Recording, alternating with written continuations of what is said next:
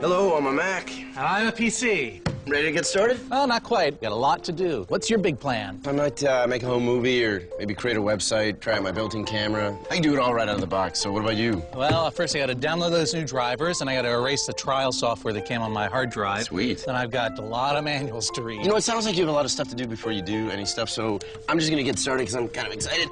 Let me know when you're ready. Actually, the rest of me's in some other boxes, so I'll meet up with you later. Hey there guys, it's your tech instructor here. As it's quite evident, you're listening to an Australian, so no comments about where I'm from. The purpose of this video is to remove the silver lining from the Mac versus PC debate, and to really see which system is better for a general user. Without further delay, let's just jump onto a PC. So as you can see here, it's a PC running Windows XP. The reason why I chose Windows XP is because it's the one that generally is used in industry. So over on the bottom right hand corner, you can see the quick bar, and that has all these little tools such as volume control, your network connectivity via scans. On the left hand side, we'll click on the start button. We've got all the programs and accessories there. So that's a list of all the applications that are currently installed on this system. With the accessories, that's actually more like the system tools. So we have accessibility tools for the visually impaired, communication tools for communicating to other computers, entertainment, which is self-explanatory, and system tools, which generally are a prognosis to see how your system's running. Over here we have a few more tools, but we can talk about those later. Over here we also have games, so there are games that come with your Windows operating system, but they're generally not very good. You also have applications such as Windows Messenger, Windows Media Player, and Internet Explorer, and all those come bundled with your Windows XP system. So it is fairly bare bones, but you do get what you pay for at the end of the day. Now you also have tools such as Visual Studio, SQL Server, and a plethora of programming languages, and basically these are specialized programs that only work on Windows operating systems. This is why industry really uses Windows. Now over here, I'll just click on my most used tool, which is Office Word, which I use in Windows. And in Office Word, you have quite a great UI. You have a home tab, and that has all your basic editing tools right there. You have insert, so if you want to insert something into your document, your pictures, your shapes, etc., they're all there.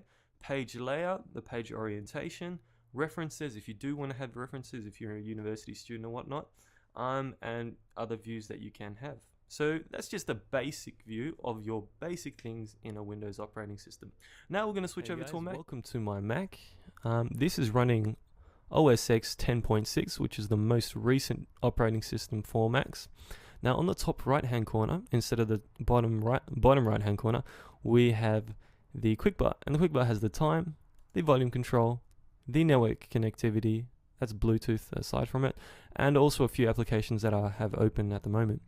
Now on the bottom of the screen, we have the applications themselves. So these are shortcuts to several applications that I do have. And if I click on the applications folder over here, it has all the applications that are installed in this Mac. So here are just shortcuts to the more common ones I use. If you want to drag one, just click on an application. We'll click on something that's not down here, such as transmission, and we'll just drag that over here. And there you go, it's already there. If I want to get rid of it, I click on transmission and I drag it. I'll drag it in the trash, and there we go, it's gone. Now, to click on the utilities, these are basically those system tools that we had before. So everything you notice, it's folder based. It's not a list based operating system like Windows is. Now, if I want to look at the structure of the system, I'll click on Finder, and Finder actually has, this is D3RV, this is basically the My Documents. We have the desktop, applications, and if I want to look at the whole Mac altogether, I'll click on this, the iMac. Now it has two partitions here. One is Boot Camp, that's the Windows variant that is running in the background. So if I restart the computer, I can restart this particular computer in Windows. You have to install that separately. But for this computer, on the Mac side, we have this partition, which is called the C drive LOL. I just called it that. We have applications which are installed on the system. We have library, which are basically all the folders that are within the system. We have system, which is another library. Okay, now this can get a bit confusing because sometimes you're unsure which library in: system library, normal library, and then you have users and etc. So this is the folder structure for Macs. It is quite easy to navigate around once you do get the hang of it. You can click on the folder view, the list view, this view, which I prefer, or you can have the slider view, which the younger generation, I guess, prefers. So we'll just close that. One last thing that I'll just show you, now that you know your way around a little bit, is you can see now that I open Finder, we'll just close those system preferences. This is basically the control panel, by the way. Now that we open the Finder, you can see over here in the top left hand corner we have Finder. Over in the top left hand corner there's Google Chrome. So you don't have File, View, History, etc. on top of Google Chrome as you do in the Windows constituent. We have Google Chrome over here in the top left hand corner. Now the reason for this is it's to simplify and to know which application you're currently in. So if you have a few windows up, I have Adium, which is the version of MSN, I have Chrome, and I have my Finder. So whichever one I click on, the navigation at the top left hand corner changes. So bam, bam, bam. Okay, so quite easy to understand. So I'll just close this. One thing that I'll just compare to Windows is Microsoft Word, because once again that is something that is used by a huge amount of people. So before Microsoft Word wasn't even available on Mac, Microsoft did choose to supply it, and here is the Mac version of Microsoft Word. Now I can type something in. So I'll just type something quickly in, and over here we have document elements, tables, charts, smart art, and word art. Okay, that seems pretty good, but what if I want to actually just change the font or the size? That's nothing to do with these things. I'll have to click on this little toolbox over here at the top, and then this opens up a separate toolbox. And on this toolbox, okay, here I have the font style and the size, and I can drag it to make it larger, etc., etc.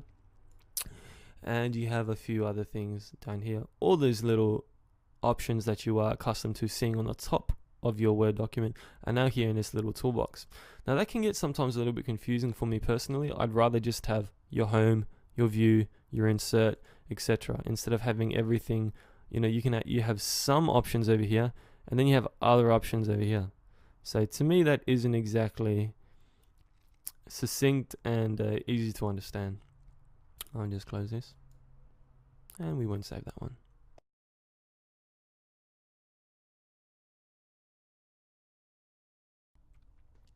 Alright guys, the last thing that I'm going to show you today is how we actually open and close applications in Macintosh. So at the bottom you can see we've got the few applications that are open. So we have Word, Adium, iMovie, iTunes, Chrome, etc.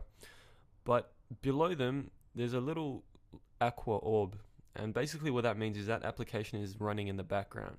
So if I open up Adium and I close it, closing it here only closes it at this view. It actually is still running in the background. To close it all together, I have to right click on Adium and then click quit, and now that orb will go. So that means that program is completely closed. It's not like Windows where you can open something and then simply click on the X and then it goes away for good. In this, if you click on the X, it's still running in the background. So you have to right click on something and then quit it. This can be good and bad in some instances. Sometimes your performance does get compromised because there is something running in the background and you're not exactly sure what it is because it's not right in front of you. But it is good because sometimes you close something and you can just reopen it just like that with no problems.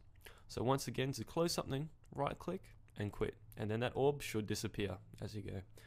If you open something after it's closed, if I open up Chrome again, it'll take 2 seconds, buttons up and down. Now you can see that orb is open and Google comes up. If I close it, there we go, the orb's still there, and then I have to close the application completely in order for it to go away. Alright,